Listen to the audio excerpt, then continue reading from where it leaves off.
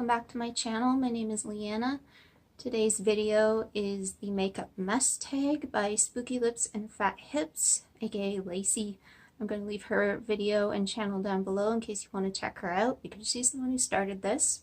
So this tag consists of 15 different questions just to get to know your different makeup habits and how messy you are in some aspects.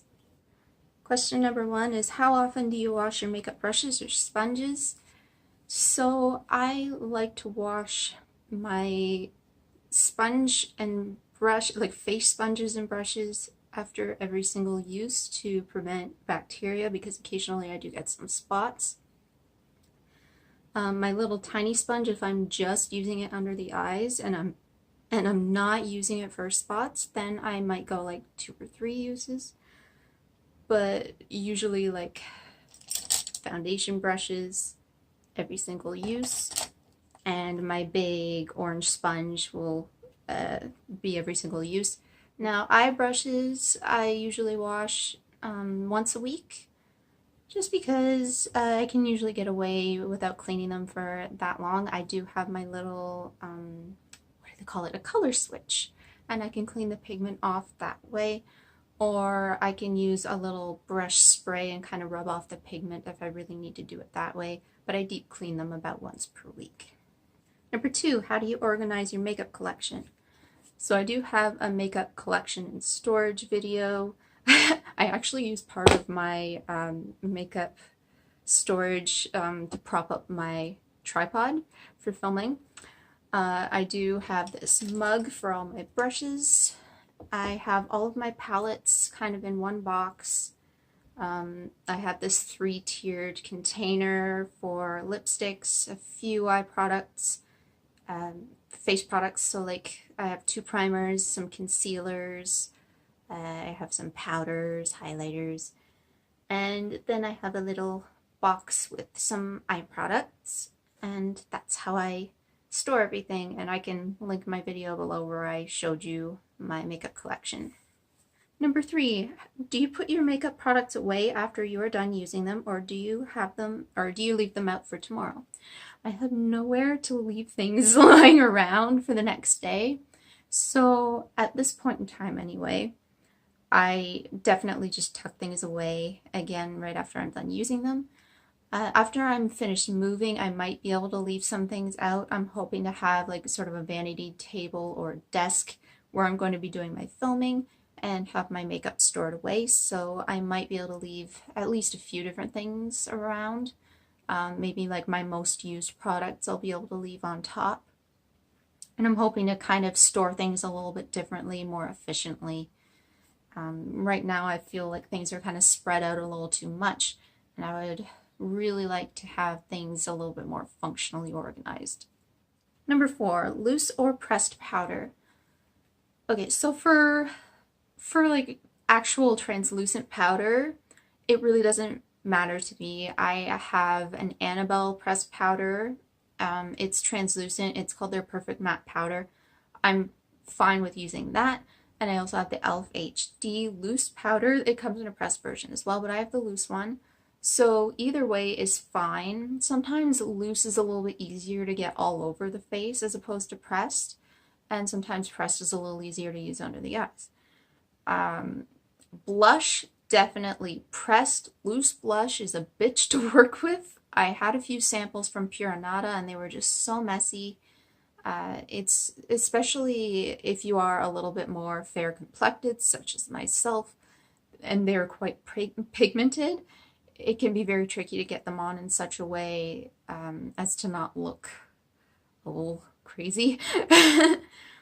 And as far as pressed eye products or loose eye products, definitely again pressed. I will be willing to work with loose eye products, but again there's a mess factor there, and they also take up less space when they're pressed, and you can put them in a palette.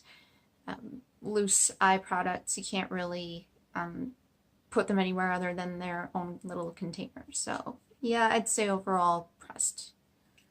Do you ever fall asleep without taking your makeup off? I don't think I've ever done that, ever. I might wake up the next day with just the tiniest smudge of mascara underneath my eye because I didn't quite get it all off. But for the most part, you know, I'm very good about taking my makeup off. And I have a funny story about this. So back in like my wild partying years, like I'm 21 years old, I went to a Christmas party. I'd already had a few drinks by the time I made it there. I did not drive myself there. My mom drove me.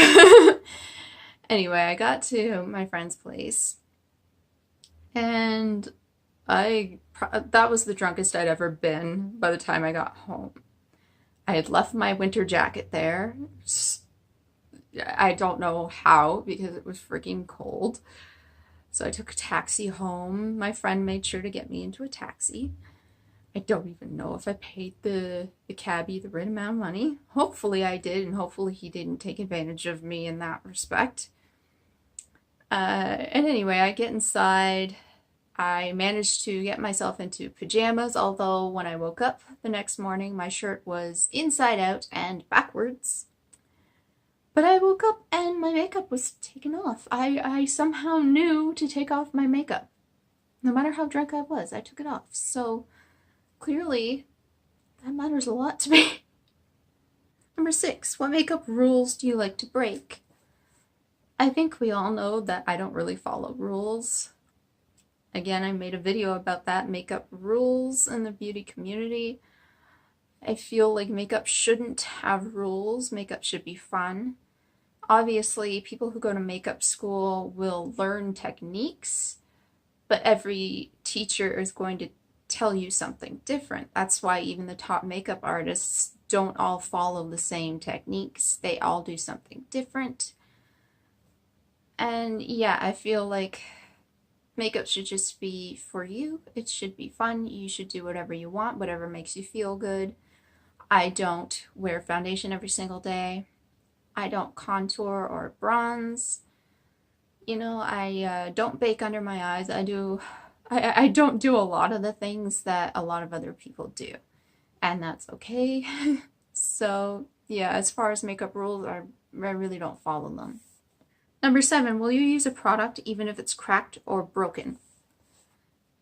It depends on how cracked or broken it is. If it's in a condition where I feel like I can repress it, I'm still a newbie at repressing things, but if I feel like I can take a crack at it, then I will. If I fail, then it's gonna go in the trash. Likewise, if it's smashed beyond repair and I know I can't fix it, it goes into the trash.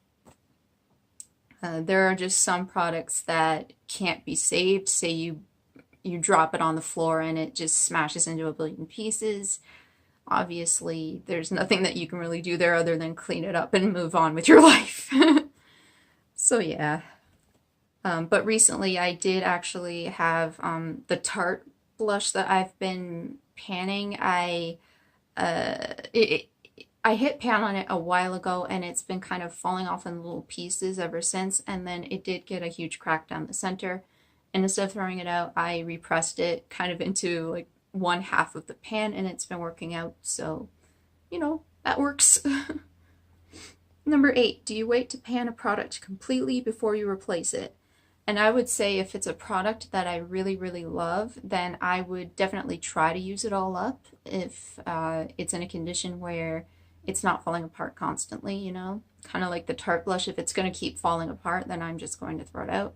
And obviously I'm not going to buy it again anyway, because you know how I feel about Tarte. But I've never really been the type of person who feels the need to 100% finish a product, especially if it's a product that can get a little unhygienic over time. So, for example, I used to use the same powder foundation every single day when I was a teenager or in my early 20s. And I had more combo oily skin. And I noticed that the pan would get a little funny because I had oily skin and I was using like kind of like a sponge to pat it in. And even though I was switching out sponges, it just kind of gets a little funky because your oils are getting on there. So in that instance, no, I wouldn't wait for the entire product to be used up. I would consider what kind of condition the product is in and then buy a new one as needed. Number 9, how do you feel about sharing makeup? Well, I'm kind of on the fence about that. I'm quite hesitant to share makeup actually, even within my own family. Especially obviously lip products and eye products such as mascara and eyeliner. I would never share those because they're so close to your eyes. That's just not a good idea. Unless it's like a pencil eyeliner, you can sharpen those and spray it or whatever, that's fine. But like a liquid eyeliner, no, and mascara, no. It goes back into the tube, it harbors bacteria. And same with lipstick, it's a lot harder to sanitize that. Anything in a tube is hard to sanitize. A powder product is not that bad because you can spray it down with alcohol, and that's the easiest to sanitize. So if my mom wanted to try a highlighter I had, I'd say sure, because it's just going to go on her cheekbones, and that's no big deal. An eyeshadow, again, it would depend on the person's eyes. If they had an eye infection or something, even though I could sanitize it afterwards, I'd say no, absolutely not. But most powder products, I think I would be okay with sharing just as long as the person is sanitary with their brushes and I can spray it down after. Probably spray it before and after. How do I feel about buying and trading used makeup? Now, this is different because I don't know where the products are coming from. I don't know who the person is, how they've been treating the product. They can say that they've been really hygienic in spraying it down, sanitizing it, they've only lightly used it, whatever, but I don't know that. And so I would never really consider buying used makeup, and likewise, I don't think I'd ever want to sell my own makeup because yeah, I might turn a small profit off of it, but I feel like it would be a little bit hypocritical of me, knowing my position on how I feel about other people's makeup, for me to then just be like, well, here's stuff that I've been using for however long. Have a go at it. Because I am a clean freak and I am very good with my makeup, but if by some chance there was something in my makeup that I didn't know about and somebody caught something, I would feel horrible about that. The thing that we have to be mindful about is that makeup can't be sanitized 100%. The best you can really hope for is like 97 to 99%. And yeah, so like, let's say you did buy something and maybe the person did have an eye infection and that's still lying around in there and then you get it. Like, that's pretty gross. I've heard some horror stories about that GlamBot website. They've found some terrible stuff in that makeup that just makes me cringe. So no, I don't feel good about the whole buying and selling makeup thing, but that's a personal choice, and if you feel comfortable with it, then absolutely, you know, go for it. Number 11, how often do you declutter makeup? Not that often, just because I don't have an astoundingly huge collection. I'm pretty good at maintaining around the same size by just decluttering a couple of items here or there throughout the year. Maybe it's something that's not getting a lot of use, maybe it's getting a little bit old, and I don't ever really just sit down and be like, okay, here's what I have to get rid of 20% of it. I don't do that. So I wouldn't say that I ever just have a giant declutter. I just get rid of a few things. And it's not a big process. I would never ever film it.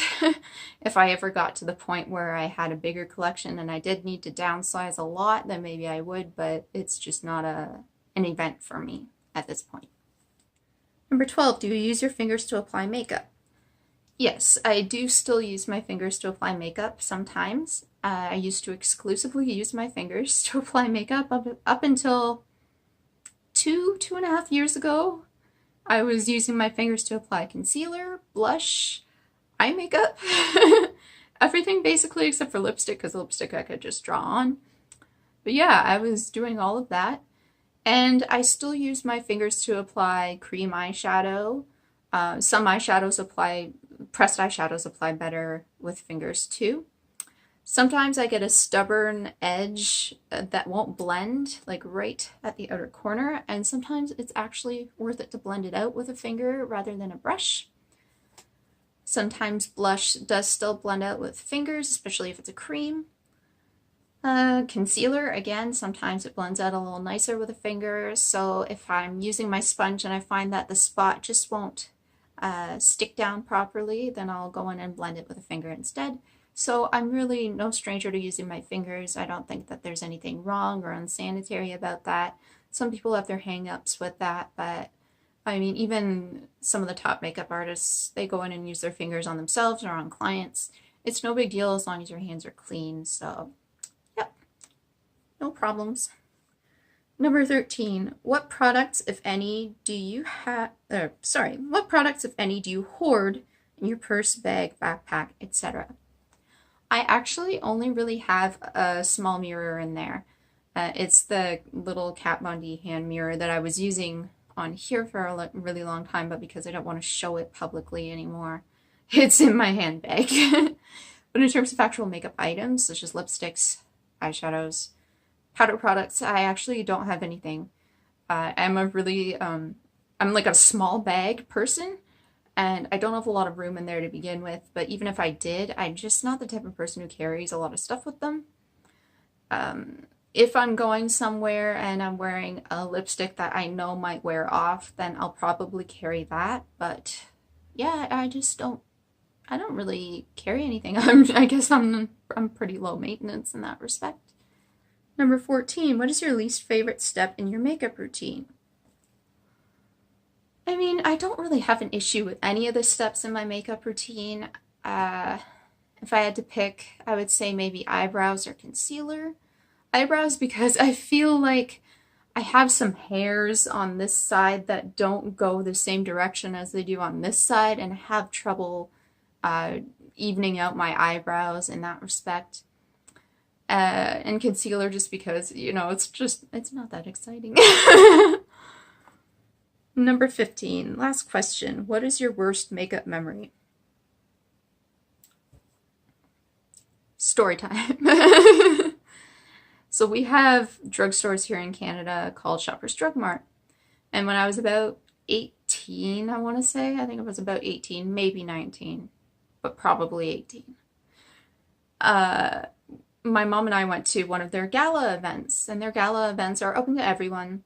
You can go there, and if you want to, you can book an appointment with a trained makeup artist. And it just so happened that the trained makeup artist they had there was from Smashbox. So I was really excited, you know. I went in there and I sat down and had my makeup done, and I said, can I have some purple eyeshadow? I love purple and I would love to have purple eyeshadow. And she said that purple eyeshadow would make me look like I would get punched in the face. So that started off really well. So she declined. Which she could have said it in a nicer way, first of all, and second of all, what's so, like, you really couldn't put purple eyeshadow on a kid who wants purple eyeshadow? Okay. Anyway, I told her, I'm pretty sure I told her that I have sensitive skin and I don't wear foundation. This is what I was normally wearing at the time, makeup-wise. Like, I had just started getting out of my crazy eyeshadow phase and into a pretty subdued makeup look. First of all, she put face primer on me. I didn't know that was a thing. So it was probably their iconic Photo Finish face primer, which made my skin itch. Still kind of does if I use too much of it. Probably because of all the silicones. There's a lot of silicones in there. And I used to have a thing with grapeseed oil. Sometimes it irritates me. for some reason. So anyway, she put that on, and then she put foundation on me. Now, granted, I was not as pale, not quite as pale as what I am now, especially because I had a lot of pink in my face. I don't have quite as much pink anymore. But it still didn't quite match me, and it looked pretty heavy. It looked pretty heavy. And then she put quite a significant amount of blush on, and quite a significant amount of eyeshadow on, to the point where I looked like this. And I wasn't happy. I didn't leave there happy. I felt like I looked older than what I wanted to look. I looked like someone who was going to go out on the town. And all I wanted was like a very simple makeup look with a bit of purple. You could tell by my face I didn't look happy. And I just, when I got home and took it all off, I had spots on my face because my skin reacted to that much makeup. So it was just not a great experience. That's definitely my least favorite makeup experience, because it was really not nice to have somebody who's a professional not listen to me as a client. And, you know, I have specific concerns or I have specific wants, and just not listen. And I know my mom was having a pretty good chuckle at the time. But yeah, it's kind of soured me on getting my makeup done by anybody else, to be perfectly honest. Whenever I go into a Shoppers or a Sephora, I don't want anybody touching me because of that. And that's been at least 10 years now. So that says something. But anyway, that is the makeup mess tag. I hope that you enjoyed learning a little something about me. Again, I will leave Lacey's channel and video down below. I post Mondays and Fridays here on this channel in the afternoons, Eastern time. I hope to see you in the next one. Bye, guys!